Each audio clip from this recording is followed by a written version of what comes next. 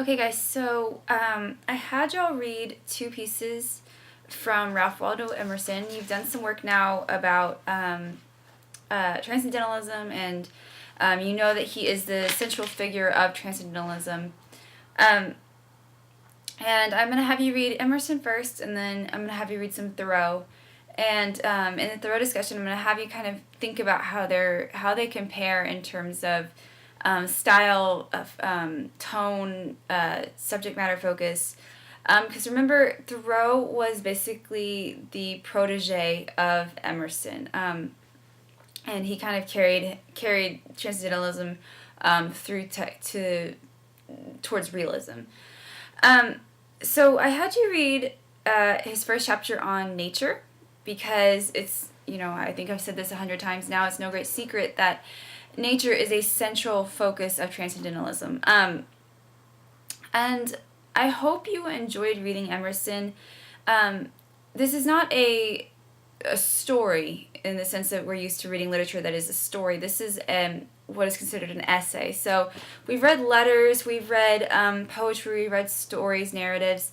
Now we've read biography pieces as well. We're moving into something new, which is a scholarly theoretical piece. But it's not the same way that you have used scholarship from published resources. This is a genre all into itself. So Emerson's essays are very, very famous because he would lecture on these essays and he would present them, and they would be published in newspapers and things all over the world. So he was a very well-known figure. His thoughts on, well, pretty much everything shaped the movement, as I said, but his thoughts on nature I really wanted you to read because I think it perfectly captures what nature meant to the transcendentalists. So we're going to start on page 215 here. He says, "I am not solitary when I read and write, though nobody is with me. But if a man would be alone, let him look to the stars." So this idea of solitariness being found in nature, being one and alone with nature, is very, very important in transcendentalism. So I wanted you to remember how it's being built from Romanticism to transcendentalism. So you notice that he talks about the sublime right here. He says the perpetual presence of the sublime in nature.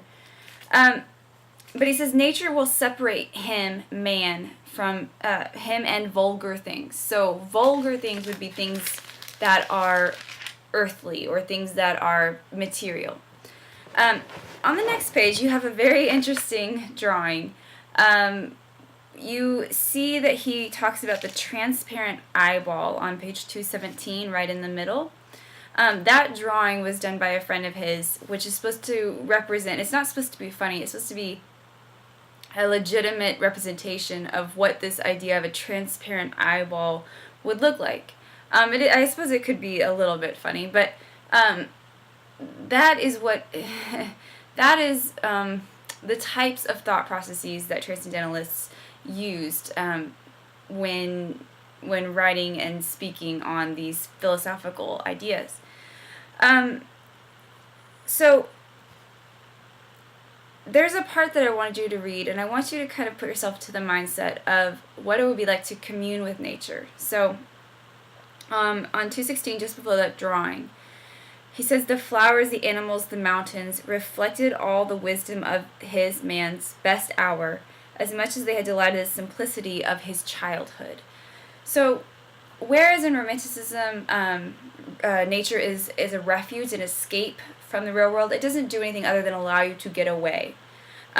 Here, it's supposed to transport you to an otherworldly, almost type of plane of being, and it's very dense and very abstract concept to try and understand. But you have to think about the fact that this was taken very, very seriously. This still is taken very seriously. It's not something along the lines of like the way we might say like a hippie would view things or something like that. It's a legitimate thought process that is grounded in not reason, but in understanding of emotion. So when you read these, think about how this would sound if you were, say, sitting on a hillside by the lake. and how this type of thought process would come to you. I think that will help you kind of fully comprehend sort of the beauty of his phrasing and his syntax, and the way that he phrases things is really incredible. So on the next section, he says, he clarifies what he means by when he's talking about nature. So he says, by nature, we mean the integrity of impression made by manifold natural objects. And then he talks about a example of, I think he says like 20 or 30 acres of land owned by different farmsteads, and how the land basically, that's not what he's talking about. He's not talking about man's intrusion into nature. He's talking about nature itself. And he makes this clarification because we have this idea of manifest destiny happening in the mid-1850s, 1840s, 1850s. And we have land being fenced in and being taken over by people. And while this fits with this concept of westward movement and national identity, it also means that we are taming the wildness of the land of nature. And he's kind of speaking out against that a little bit. Nature is something that should be wild. It is its own entity. It's something that should be free from man's entrapments, if you will. So if we go to the next page, we'll see that he talks about being childlike. So he's saying that those who have obtained this oversoul, or this other plane of being, they have retained the spirit of infancy even into manhood. And he doesn't mean a childlike innocence necessarily. What he means is the ability of a child not to worry about the realities, the self-consciousness of adulthood. So, quite often when he says, lower, he says, in the woods too, a man casts off his years as the snake his sloth.